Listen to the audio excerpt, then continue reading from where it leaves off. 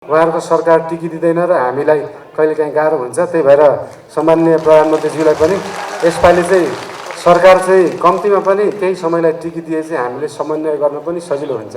पहिला चाहिँ हाम्रो भएकै सार्वजनिक सम्पत्ति जोगाउँ, खोला नाला जोगाउँ, त्यो पछि लिपुलेक पनि जोगाउँला, लिम्पियाधुरा पनि जोगाउँला, सबै चिज जोगाउन सकिन्छ। हामी मान्छे पनि नहुँदाखेरिको सभ्यता, यो धरती बन्दाखेरि सुरुमा खोला नाला बने, अनि बल्ल रुख बिरुवा बने, अनि बल्ल मान्छे बनेका हुन्। धरती बन्दाखेरिको खोला नाला नदीको अधिकार त हामीले सुनिश्चित गरिदिनु पर्यो। यो देश राम्ररी बन्दैछ कि छैन भन्ने कुरा जिम्मा तपाईँहरूमा हुँदाखेरि देश बनाउने जिम्माहरू तपाईँमा छ। साँच्चीकै सरकार भनेको सिंहदरबारमा मात्रै नभएर हाम्रो पालिकामा छ, न्याय भनेको केन्द्रमा मात्रै होइन कि पालिकामा छ भन्ने कुरालाई चाहिँ आगामी दिनहरूमा साँच्चीकै नै यसलाई प्र्याक्टिस गर्न सकियोस्। न्याय माग्नलाई 11 दिन काठमाडौँ महानगरपालिकामा हिँडेर आउन नपरोस्, आफ्नै पालिकामा यस्तो न्यायहरू समाधान होस्। हामी क्रम सङ्ख्यामा नअड्क्यौँ, मर्ममा हामीले ध्यान दिन सक्यौँ भने सकारात्मक सन्देश पनि दिन पुग्छ जस्तो लाग्छ।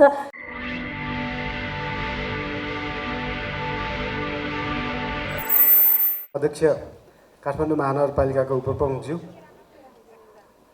प्रमुख अतिथि सम्माननीय प्रधानमन्त्रीज्यू, माननीय मन्त्रीज्यू, माननीय प्रदेश मन्त्रीज्यू तथा उपस्थित सम्पूर्ण पालिकाका प्रमुख अध्यक्षज्यूहरू तथा उपप्रमुख उपाध्यक्षज्यूहरू र सम्पूर्णलाई यो पहिलो देशव्यापी न्यायिक समितिको सम्मेलनमा स्वागत गर्न चाहन्छु। धेरै धेरै खुसी लागेको छ। यो एकदमै महत्त्वपूर्ण कुरा, महत्त्वपूर्ण गोष्ठी, महत्त्वपूर्ण सम्मेलन काठमाडौँ महानगरपालिकाले गर्न पाएको छ। त्यसको लागि चाहिँ हामी ज्यादै नै हर्षित छौँ। हाम्रो कार्यक्रम नीति तथा कार्यक्रममै भएको कुरा, यहाँ सम्पूर्ण देशभरिका न्यायिक समितिका संयोजकज्यूहरू हुनुहुन्छ तथा सदस्यज्यूहरू हुनुहुन्छ। त्यसले गर्दाखेरि यो एकदमै फलदायी होस्, तपाईँहरूको छलफल चाहिँ एकदमै फलदायी होस्, यहाँ प्रेजेन्ट हुने पेपरहरू पनि एकदमै फलदायी होस्। यो भनेको एकदमै महत्त्वपूर्ण कुरा। साँच्चीकै सरकार भनेको सिंहदरबारमा मात्रै नभएर हाम्रो पालिकामा छ, न्याय भनेको केन्द्रमा मात्रै होइन कि पालिकामा छ भन्ने कुरालाई चाहिँ आगामी दिनहरूमा साँच्चीकै नै यसलाई प्र्याक्टिस गर्न सकियोस्। उदाहरणको रूपमा न्याय माग्नलाई 11 दिन काठमाडौँ महानगरपालिकामा हिँडेर आउन नपरोस्, आफ्नै पालिकामा यस्तो न्यायहरू समाधान होस्। यसका लागि चाहिँ तपाईँहरू एकदमै जिम्मेवार पनि हुनुहुन्छ, एकदमै कर्तव्यबोध पनि गर्नुभएको छ, एकदमै प्रमुख भूमिकामा हुनुहुन्छ। नाम मात्रै उपप्रमुख हो, तर एकदमै प्रमुख भूमिका हुन्छ। किन भन्दाखेरि न्याय जस्तो ठुलो कुरा त संसारमा केही पनि छैन जस्तो लाग्छ। हामीले सबभन्दा सुरुमा पाउनुपर्ने, हामीलाई एकदमै सरकार छ भन्ने बोध गराउने पहिलो कुरा नै न्याय हो। र त्यसमा तपाईँहरूले एकदमै राम्रो काम गरिदिनु भयो भने बल्ल मान्छेले जिल्ला अदालत जान नपरोस्, अरू अदालतहरू जान नपरोस्, आफ्नो पालिकामै सकिन्छ भने आफ्नो वार्डमै तपाईँहरूको मेलमिलाप केन्द्रहरू न्यायिक समितिले परिचालन गरिदिनु भयो भने चाहिँ साँच्चीकै मेरै घर दैलोमा नजिकै सरकार छ भन्ने अनुभूति हुन्छ। त्यसको लागि र थप उपप्रमुखज्यूहरू यहाँ हुँदाखेरि एउटा अर्को कुरा पनि के भन्न मन लाग्यो भन्दाखेरि तपाईँहरूले अनुगमनको जिम्मा पनि लिनुभएको छ, बजेट बनाउने जिम्मा पनि लिनुभएको छ। तपाईँको पुरै पालिकाले नीति तथा कार्यक्रम गरिसकेर कार्यक्रम गर्दाखेरि त्यो कार्यक्रमहरू, त्यो योजनाहरू सफल छन् छैनन्, त्यो ठिक तरिकाले भएको छ कि छैन, त्यसको अनुगमन गर्ने जिम्मा लिनुभएको छ भनेपछि पुरै देशको अनुगमन जिम्मा लिने तपाईँहरूले पनि लिनुभएको छ। यो देश राम्ररी बन्दैछ कि छैन भन्ने कुरा जिम्मा तपाईँहरूमा हुँदाखेरि देश बनाउने जिम्माहरू तपाईँमा छ। तपाईँहरू साँच्चीकै एकदमै प्रमुख भूमिकामा हुनुहुन्छ भन्ने कुरा एकचोटि भन्न चाहे। र साथसाथै हाम्रो स्थानीय सरकार भनेको पर्मानेन्ट सरकार हो 5 वर्षको लागि। जस्तै अब अहिले सम्माननीयजी यहीँ हुनुहुन्छ, मन्त्रीजी यहीँ हुनुहुन्छ, उहाँहरूको सरकार टिकिदिँदैन र हामीलाई कहिलेकाहीँ गाह्रो हुन्छ। त्यही भएर सम्माननीय प्रधानमन्त्रीज्यूलाई पनि यसपालि चाहिँ सरकार चाहिँ कम्तीमा पनि केही समयलाई टिकिदिए चाहिँ हामीले समन्वय गर्न पनि सजिलो हुन्छ। किन भन्दाखेरि धेरै कुराहरू जोडिँदो रहेछ। स्थानीय सरकार एक्लैले गर्न नसक्ने कामहरू धेरै हुन्छन्। जस्तै उदाहरणको रूपमा हामीले अहिले बागमती सभ्यता जोगाउन खोज्दैछौँ। त्यो बागमती सभ्यता भनेको हामी मान्छे पनि नहुँदाखेरिको सभ्यता, यो धरती बन्दाखेरि सुरुमा खोला नाला बने, अनि बल्ल रुख बिरुवा बने, अनि बल्ल मान्छे बनेका हुन्। धरती बन्दाखेरिको खोला नाला नदीको अधिकार त हामीले सुनिश्चित गरिदिनु पर्यो हाम्रो 100 वर्ष आउने पुस्ताहरूको लागि। त्यसको लागि चाहिँ जोगाउनलाई चाहिँ सम्माननीय प्रधानमन्त्रीज्यू, माननीय मन्त्रीज्यूहरूले पनि पहल गरिदिनुहुन्छ होला भनेर हिजो मात्रै पनि अनुरोध गरेका थिएँ, आज पनि अनुरोध गर्छु। पहिला चाहिँ हाम्रो भएकै सार्वजनिक सम्पत्ति जोगाउँ, खोला नाला जोगाउँ, त्यो पछि लिपुलेक पनि जोगाउँला, लिम्पियाधुरा पनि जोगाउँला, सबै चिज जोगाउन सकिन्छ। र यसका साथै आज यो कार्यक्रममा आइदिनु भएकोमा प्रमुख अतिथि भएर आइदिनु भएकोमा धेरै धेरै हामी खुसी छौँ। आगामी दिनमा चाँडै नै एउटा स्थायी सरकार बनोस् र हामी सबैले मिलेर हाम्रो देश बनाउन पाऊँ, त्यति कुरा भन्न चाहन्छु। धेरै धेरै धन्यवाद। प्रकारको पहिलो र मौलिक राष्ट्रिय सम्मेलन, न्यायिक समितिको राष्ट्रिय सम्मेलनका अध्यक्ष काठमाडौँ महानगरपालिका उपमेयर सुनिता डङ्गोलज्यू, माननीय मन्त्रीज्यूहरू, नेपाल सरकारका सचिवहरू, जिल्ला समन्वय समिति सङ्घका अध्यक्षज्यू, नगरपालिका र गाउँपालिका सङ्घका अध्यक्षज्यूहरू, महानगरपालिका, उपमहानगरपालिका, नगरपालिका र गाउँपालिकाका उपप्रमुख एवं उपाध्यक्षज्यूहरू, सञ्चारकर्मी मित्रहरू, उपस्थित आदरणीय महानुभावहरू, सबभन्दा पहिला त म काठमाडौँ महानगरपालिकालाई विशेष रूपले धन्यवाद दिन चाहन्छु।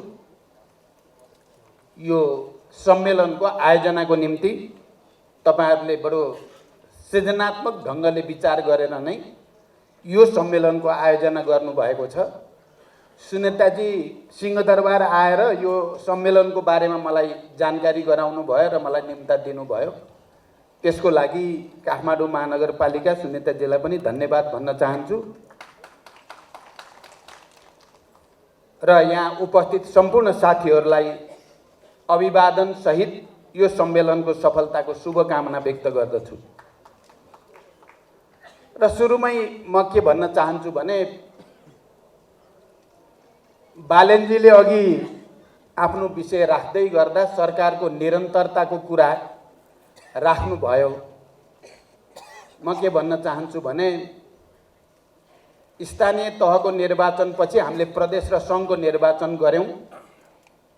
त्यसपछि सरकार निरन्तर एउटै छ।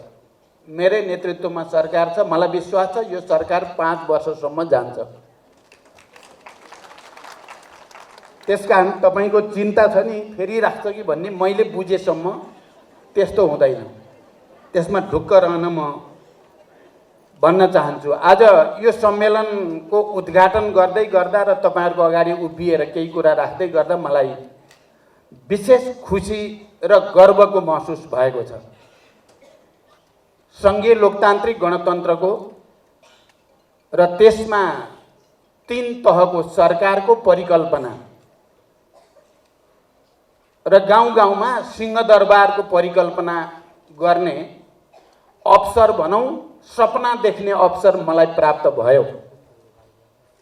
मैले नेतृत्व गरेको आन्दोलनको बलमा संविधान सभा, सङ्घीय लोकतान्त्रिक गणतन्त्र र 3 तहको सरकार बनाउने र त्यो सरकार बनाउने बेलामा पनि स्थानीय तहलाई स्थापित गर्ने बेलामा पनि मैले फेरि एकचोटि प्रधानमन्त्रीको रूपमा भूमिका खेल्ने अवसर प्राप्त गरेको थिएँ। आज स्थानीय तहको दोस्रो संस्करणको निर्वाचन सम्पन्न भइसकेपछि यो प्रथम राष्ट्रिय सम्मेलन न्यायिक समितिको त्यसको उद्घाटन गर्दा र यसको सफलताको शुभकामना व्यक्त गर्दै गर्दा मलाई विशेष हर्षको महसुस पनि भएको छ। र यो परिवर्तनको जगमा तपाईँहरू हुनुहुन्छ र जग बलियो भयो भने यो सम्पूर्ण परिवर्तनको प्रक्रिया पनि सुदृढ भएर जान्छ। त्यो ऐतिहासिक भूमिका र जिम्मेवारीमा तपाईँहरू हुनुहुन्छ र मैले एकचोटि फेरि ती सबै महान शहीदहरू, सबै बेपत्ता योद्धाहरू, घाइते अपाङ्गहरू, जनयुद्ध, जनआन्दोलन, मधेस आन्दोलन, धेरै धेरै खालका न्यायपूर्ण आन्दोलनहरूमा प्राण उत्सर्ग गर्ने सबैलाई श्रद्धासुमन पनि व्यक्त गर्न चाहन्छु। उहाँहरूको बलिदान बिना आज यो स्थानीय सरकार भन्ने र स्थानीय तहमा न्यायिक समिति भन्ने उपाध्यक्षलाई एउटा अधिकारको परिभाषित गर्ने अवस्थासम्म आउँदैन थियो। कारण हामी सबैले उहाँहरूप्रति श्रद्धासुमन व्यक्त गर्दछौँ। संविधान सभाबाट सङ्घीय लोकतान्त्रिक गणतन्त्रको स्थापनापछि बनेको नयाँ संविधानले राज्यको अग्रगामी पुनर्संरचनासहित अधिकारको व्यवस्थित बाँडफाँड गरेको छ। यसको ठिक ढङ्गले प्रयोग र अभ्यास गर्न सकेमा नेपालको सङ्घीय प्रणाली विश्वकै निम्ति पनि एउटा मौलिक उदाहरणको रूपमा स्थापित हुन सक्दछ। संविधानमा 2072 मा स्थानीय तहलाई व्यवस्थापिका, कार्यपालिका र न्यायपालिकाको अधिकार सहित एक स्वतन्त्र तहका रूपमा परिभाषित गर्दै अधिकार विन्यास गरेको छ। स्थानीय तहहरूले संविधान, सङ्घीय कानुनहरू र प्रदेश कानुनहरूसँग नबाजिने हदसम्म कानुन निर्माणको अधिकार समेत राख्दछन्। यो व्यवस्था विगतका परम्परा र विगतका अनुभवहरूभन्दा फरक मात्रै छैन, यो साँच्चै नै विश्वका लागि पनि हामीले राम्रो काम गर्न सके एउटा प्रेरणाको स्रोत बन्न सक्ने स्थिति छ। नेपाली जनताको त्याग र बलिदानबाट नयाँ संविधान निर्माण भई परिवर्तन र सामाजिक रूपान्तरणका मुद्दा संस्थागत गरिएको भए पनि संविधानले परिकल्पना गरे अनुरूप सङ्घीय र प्रादेशिक ऐनहरू निर्माण हुने क्रम भने अझै जारी छ। संविधानले व्यवस्था गरे अनुरूप राजनीतिक, आर्थिक, सामाजिक र सांस्कृतिक अधिकारहरूको सही विन्यास गर्न सङ्घीय कानुनहरू यथाशीघ्र निर्माण गर्नुपर्ने राष्ट्रिय दायित्व हाम्रो अगाडि छ। भर्खरै मान्य मन्त्रीजीले भन्नुभयो केही ऐनहरू, सङ्घीय निजामती ऐन या प्रहरी समायोजन ऐन त अगाडि बढी नै सकेको छ। सङ्घीय शिक्षा ऐन जस्ता ऐनहरू निर्माण प्रक्रियाको अन्तिम चरणमा छन् र त्यसलाई छिटै हामी सदनमा प्रस्तुत गर्दैछौँ। कतिपय सङ्घीय कानुनहरू समेत एक अर्कासँग बाजिएको परिस्थितिमा त्यसको समाधानका निम्ति केन्द्र सरकारले समन्वयकारी भूमिका खेल्नुपर्ने हुन्छ र त्यो भूमिका खेलिरहेको पनि छ। उल्लेखित ऐनहरूले निर्माण र संशोधनको प्रक्रिया पुरा हुँदा हाम्रो सङ्घीय व्यवस्था र अभ्यासले नयाँ फड्को मार्न सक्दछ भन्ने मेरो विश्वास छ। संविधानको प्रस्तावनामा जनताको प्रतिस्पर्धात्मक बहुदलीय लोकतान्त्रिक शासन प्रणाली, नागरिक स्वतन्त्रता, मौलिक अधिकार, मानव अधिकार, बालिग मताधिकार, आवधिक निर्वाचन, पूर्ण प्रेस स्वतन्त्रता तथा स्वतन्त्र, निष्पक्ष र सक्षम न्यायपालिका र कानुनी राज्यको अवधारणा लगायतका लोकतान्त्रिक मूल्य र मान्यतामा आधारित समाजवादप्रति प्रतिबद्ध रही समृद्ध राष्ट्र निर्माण गर्न सङ्घीय लोकतान्त्रिक गणतन्त्रात्मक शासन व्यवस्थाको माध्यमद्वारा दिगो शान्ति, सुशासन, विकास र समृद्धिको आकाङ्क्षा पुरा गर्न संविधान सभाबाट पारित गरी यो संविधान जारी गर्दछौँ भनेर प्रस्तावनामा लेखिएको छ। नेपालको इतिहासमा पहिलोचोटि जनताका प्रतिनिधिहरूले सार्वभौम नेपाली जनताको अधिकारलाई प्रतिनिधित्व गर्दै यो घोषणा गरेको हो। योभन्दा अगाडि राजा महाराजाहरूले नै सार्वभौम अधिकार प्रयोग गरी आफैले घोषणा गर्ने प्रचलन थियो। संविधानले परिकल्पना गरेको समाजवादको आधार तयार पार्ने मुख्य जिम्मेवारी समेत स्थानीय तहकै हो। यसर्थ संविधानको मर्म र भावना अनुरूप समाजवादको आधार तयार पार्न समेत न्यायिक समितिको महत्त्वपूर्ण भूमिका रहेको तथ्य स्मरण गर्न चाहन्छु। नेपालको संविधानले स्थानीय तहलाई एक अधिकार सूचीका रूपमा 21 कार्यकारी अधिकार प्रदान गरेको छ, जसमा न्याय सम्पादनको भूमिका समेत समाविष्ट छ। स्थानीय तहको निर्वाचनपछि गठित स्थानीय सरकारले गरेका महत्त्वपूर्ण काममध्ये न्याय निरूपणका काम र त्यसबाट प्राप्त प्रतिफल विशेष महत्त्वको रहेको छ।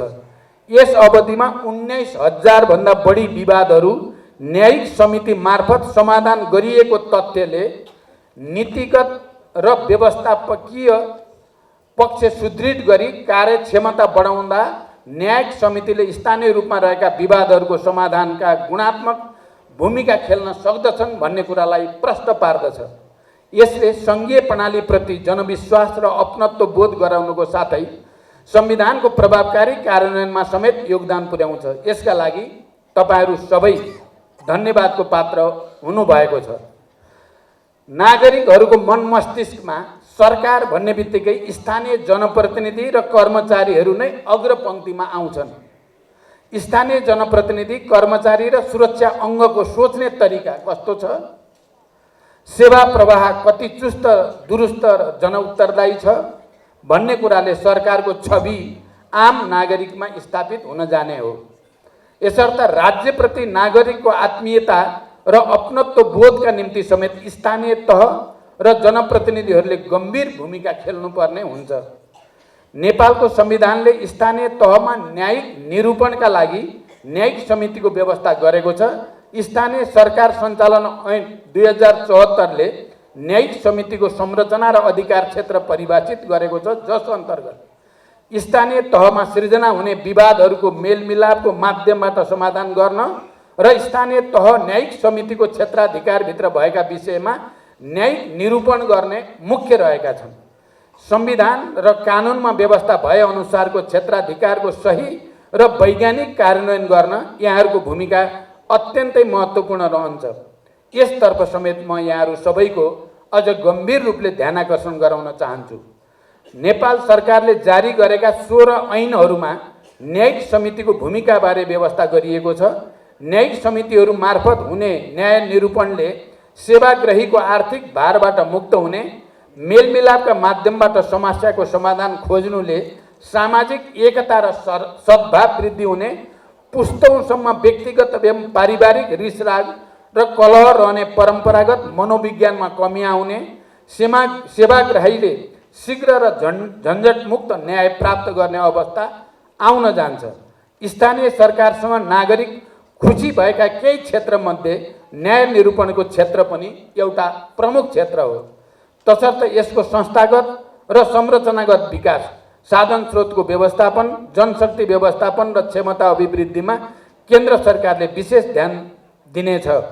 न्याय सम्पादनमा स्थानीय तहहरूबीच एकरूपता कायम गर्न, अनुभवको आदान प्रदान गर्न, माथिल्ला सरकारसँग प्रभावकारी समन्वय गर्न र समस्याहरूको केन्द्रीकरण र समाधानका साझा प्रयासका लागि यस्ता फोरमहरू प्रभावकारी हुन सक्दछन् भन्ने मेरो विश्वास छ।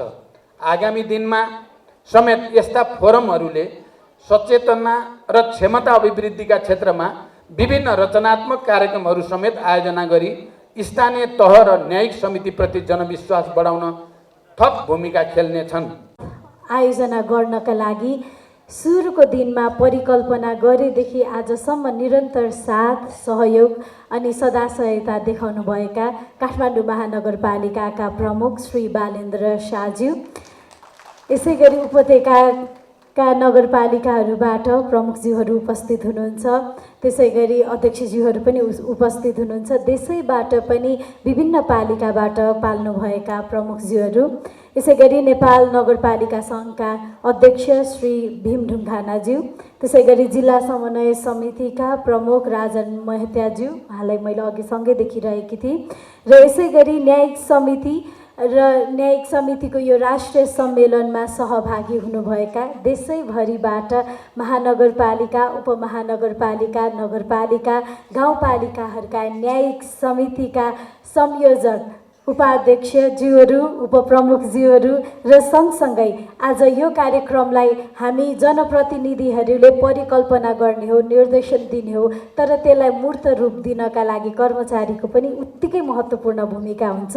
काठमाडौँ महानगरपालिकाका प्रमुख प्रशासकीय अधिकृत श्री वसन्त अधिकारीज्यू, उहाँको भूमिकालाई पनि कदर गर्न चाहन्छु र सँगसँगै न्यायिक समिति सञ्चालन गर्नका लागि उपप्रमुख उपाध्यक्षले मात्र हुँदैन, सदस्यज्यूहरूको पनि उत्तिकै भूमिका हुन्छ र सदैव मित्रभावका साथमा काठमाडौँ महानगरपालिकाको न्यायिक समितिलाई सञ्चालन गर्नका लागि सहयोग गर्नुहुने मित्रहरू, सदस्यज्यूहरू, न्यायिक समितिका सदस्यज्यूहरू, कुश ढकालज्यू, त्यसै गरी आशा रौनियार श्रेष्ठज्यू र यसै गरी आजबाट हुने सेसन सुरु हुँदैछ। सेसनमा हाम्रो निमन्त्रणालाई आफ्नो व्यस्तताका बावजुद पनि यो कार्यक्रमलाई विशेष महत्त्व दिएर पाल्नुभई विभिन्न सत्रमा अध्यक्षता ग्रहण गर्नुहुने विशिष्ट महानुभावहरू, त्यसै गरी ती सेसनहरूमा सैद्धान्तिक र व्यवहारिक पक्ष दुईटै आउनुपर्छ भनेर व्यवहारिक पक्षहरूलाई आफ्नो अनुभवबाट प्रस्तुत गर्नुहुने पूर्व तथा वर्तमान उपप्रमुख तथा उपाध्यक्षज्यूहरू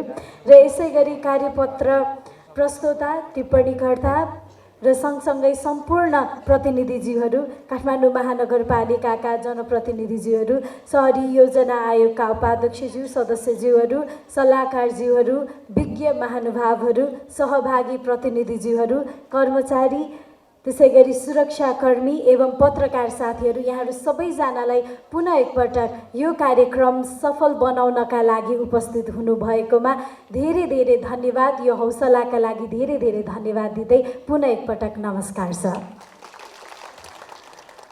काठमाडौँ महानगरपालिकाले आफ्नो नगरसभाको 11औं अधिवेशनबाट नीति तथा कार्यक्रम अनुसार नै न्यायिक समितिको यो राष्ट्रिय सम्मेलन आयोजना गरेको हो।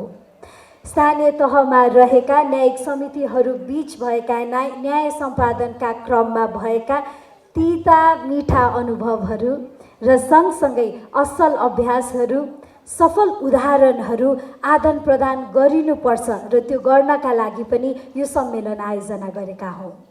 सबै स्थानीय सरकारका न्यायिक समितिहरूको कार्य सम्पादनलाई एकरूपता ल्याउन पनि जरुरी भइसकेको छ र यो उद्देश्यका साथ पनि आज हामीले यो कार्यक्रम आयोजना गरेका हौँ। न्याय सम्पादनमा न्याय समितिको संस्थागत सशक्तिकरणको आवाज अब बुलन्द हुनुपर्छ।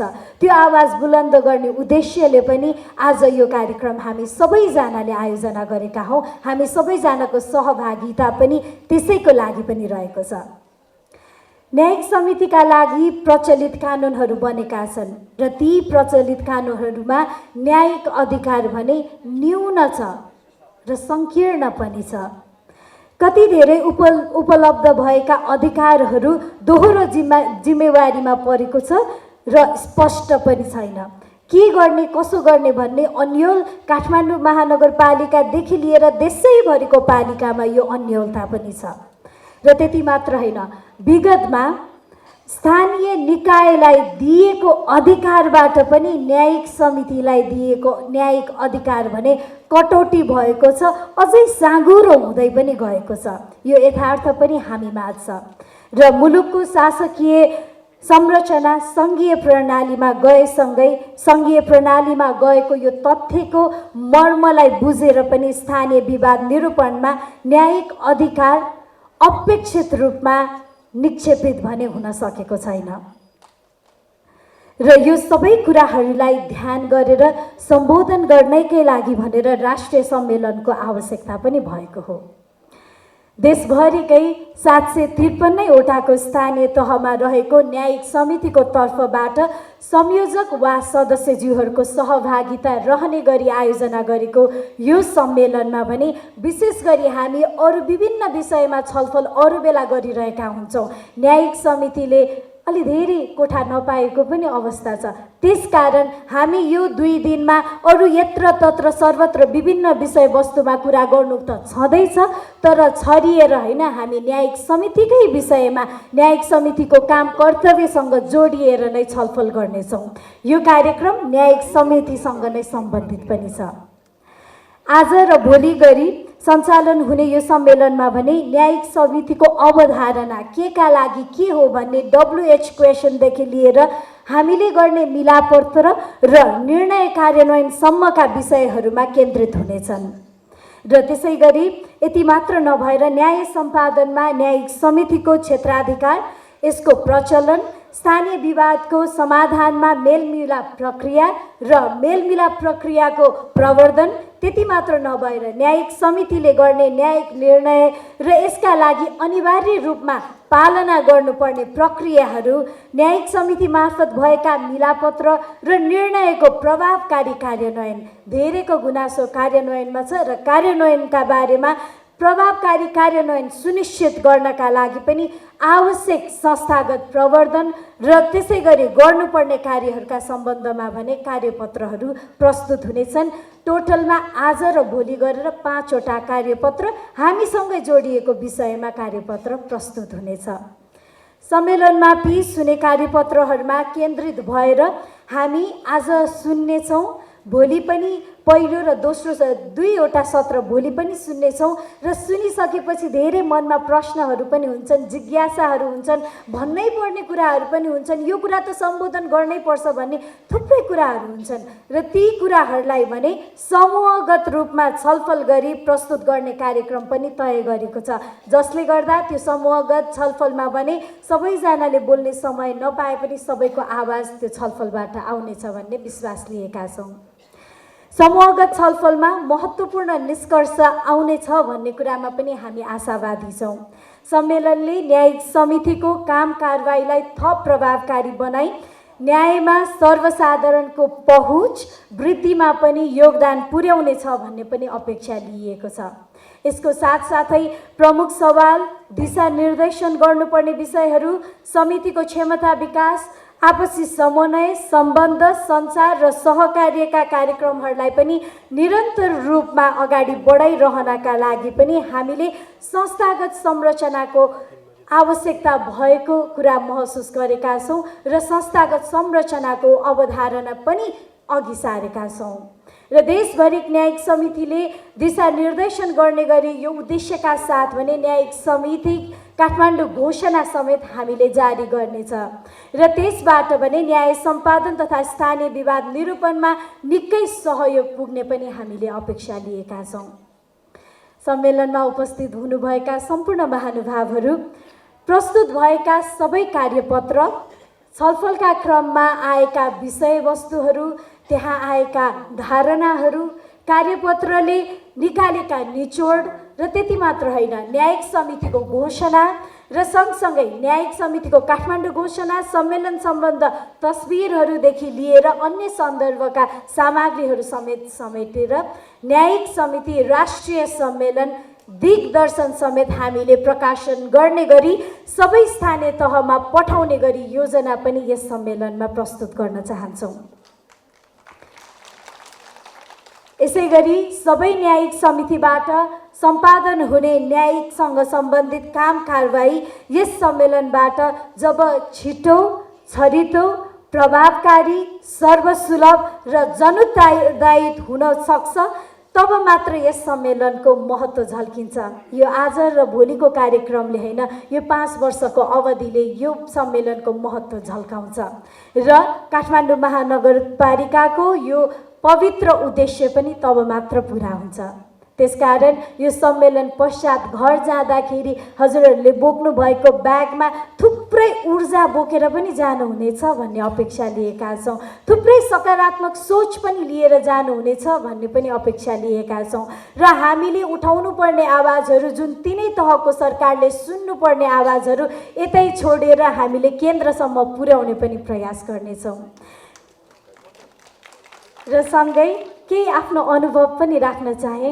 यो 9-10 महिनाको अनुभवबाट काठमाडौँ महानगरपालिकाको उपप्रमुखको हैसियतले निर्वाचित भइसकेपछि आजसम्म हामीले न्यायिक समितिमा काम गरिरहँदाखेरि थुप्रै सिकाइ भोगाइहरू पनि रहे। सायद यो पछिको लागि मोटो एकदमै बाक्लो किताब पनि बन्छ होला र सँगसँगै काम गरिरहँदाखेरि हामीलाई न्यायिक समितिले गर्ने काम भनेको जनप्रतिनिधिहरू स्थानीय विषयवस्तुमा पोख्त हुन्छन्, स्थानीय विषयवस्तुका व्यवहारिक पक्षमा हामी पोख्त हुन्छौँ, तर न्यायिक समितिले गर्ने काम भनेको विशुद्ध टेक्निकल पनि छ, अक्षरशः पालना गर्नु पनि पर्नेछ। त्यसकारण पनि न्यायका ती टेक्निकल कुराहरूबारे पनि अभिमुखीकरण समय समयमा भइदिँदो हो त हामीले सोचेको यो सङ्घीयताको परिकल्पनाको अर्थ तब मात्र पुग्ने थियो, घर घरमा सरकार, घर घरमा न्याय भन्ने कुरा तब मात्र पुग्ने थियो भन्ने आभास पनि हामीले गऱ्यौँ। र त्यसकारण पनि उपप्रमुखहरू र सँगै उपप्रमुख मात्र नभएर उपाध्यक्ष मात्र नभएर न्यायिक समितिका सदस्यको क्षमता विकासमा पनि उत्तिकै महत्त्वका साथ अब सङ्घ प्रदेशले पनि हेर्नुपर्ने आवश्यकता भइसकेको छ। ढिलो हुनबाट रोक्नुपर्ने, जोगाउनुपर्ने अवस्था पनि आइसकेको छ। एक्सिडेन्ट हुनुभन्दा अगाडि नै हामीले यो कुरामा ध्यान दिन सक्यौँ, यो विषयमा छलफल गर्न सक्यौँ भने prevention is better than cure भन्ने कुरा बल्ल यथार्थमा पूर्ति हुनेछ जस्तो लाग्छ। र त्यसकारण पनि हामीले यो कार्यक्रम काठमाडौँ महानगरपालिकाले दोस्रो, तेस्रो, चौथो, पाँचौँ वर्षसम्म पूर्ण हुँदैन, यो पहिलो वर्षमै गर्नुपर्छ, पहिलो वर्षमै यो आवाज उठाउनुपर्छ भनेर यो कार्यक्रम पनि आयोजना गरेका हौँ। र हिजो अस्ति मात्रै हामीले पोखरा महानगरपालिकाको प्रमुख उपप्रमुखज्यूसँग पनि कुरा गऱ्यौँ। पोखराबाट पनि देशव्यापी रूपमा सहभागिता हुने गरी हामीले पनि राष्ट्रिय सम्मेलन गरेका छौँ है भन्नुभयो। त्यो जान्न पाउँदा निकै खुसी पनि लाग्यो र सँगसँगै काठमाडौँ महानगरपालिकाले नै गरेको यो पहिलो राष्ट्रिय सम्मेलन हो। हामी क्रम सङ्ख्यामा नअड्क्यौँ, मर्ममा हामीले ध्यान दिन सक्यौँ भने सकारात्मक सन्देश पनि पुग्छ जस्तो लाग्छ र त्यसको अर्थ चाहिँ के हो भने अब संस्थागत हुन पनि जरुरी छ। संस्थागत भइसकेपछि हामीले पोखरालाई 1 नम्बर, काठमाडौँलाई दोस्रो नम्बर र भोलि कसैले अर्को वर्ष हामी राष्ट्रिय सम्मेलन गर्छौँ भन्नुभयो भने तेस्रो नम्बर दिएर पनि र क्रम सङ्ख्या मात्र हामीले ह्यान्डओभर गर्दैनौँ। आज गरेको भोलि गरेको कार्यक्रम सबै दस्तावेज सहित अब कसले कार्यक्रम राष्ट्रिय सम्मेलन गर्नुहुन्छ उहाँहरूलाई हामीले सौहार्दताका पूर्वक हामी ती डकुमेन्टहरू पनि दिनेछौँ, जसले गर्दा न्यायिक समितिको सम्मेलन राष्ट्रव्यापी हुने यो सम्मेलनको अर्थ र यसको पिलर अझ धेरै बलियो हुँदै जानेछ भन्ने पनि अपेक्षा लिएका छौँ र यसले एउटा सकारात्मक सन्देश नै दिन्छ जस्तो पनि लाग्छ मलाई। र यति भन्दै अब भने अन्त्यमा काठमाडौँ महानगरपालिकाको निमन्त्रणालाई सहर्ष स्वीकार गरी उपस्थित हुनुभएका सम्माननीय प्रधानमन्त्रीज्यूलाई विनम्र आभार प्रकट गर्न चाहे, धेरै धेरै धन्यवाद पनि दिन चाहे। आज उठेका विषयहरू अब त विषय उठ्न अझै बाँकी छ। कार्यपत्रबाट आएका कुराहरू हामी सम्माननीय ज्यूतर्फ पनि हामी टक्राउनेछौँ र त्यसबाट पनि यी विषयहरूलाई सम्बोधन गर्नको लागि सहजीकरण र समन्वय गर्नुहुनेछ र अब क्याबिनेटमा विभिन्न पूर्वाधारका मात्र कुरा होइन, न्यायिक समितिका विषय पनि उत्थान हुनेछ भन्ने पनि हामीले विश्वास लिएका छौँ। र सँगसँगै आज हाम्रो आतिथ्यता ग्रहण गरी पाल्नुभएका मान्य मन्त्रीज्यूहरू र सँगसँगै विभिन्न सङ्घ संस्थाबाट पाल्नुभएको छ र सबैभन्दा महत्त्वपूर्ण भनेको देशैभरिबाट पाल्नुभएका उपप्रमुखज्यूहरू, उपाध्यक्षज्यूहरू, न्यायिक समितिका सदस्यज्यूहरू, यहाँहरू सबैजनालाई काठमाडौँमा स्वागत छ। यो 2 दिनको बसाइ सुखद रहोस्, यो 2 दिनको बसाइ साँच्चीकै अर्थपूर्ण रहोस् र ब्यागभरि र खल्तीभरि तपाईँहरूले ऊर्जा बोकेर जानुहोस् भन्ने कामना गर्दछु। यति भन्दै यो आजको उद्घाटन सत्रको समापन भएको पनि यहाँहरूलाई निवेदन गर्न चाहन्छौँ र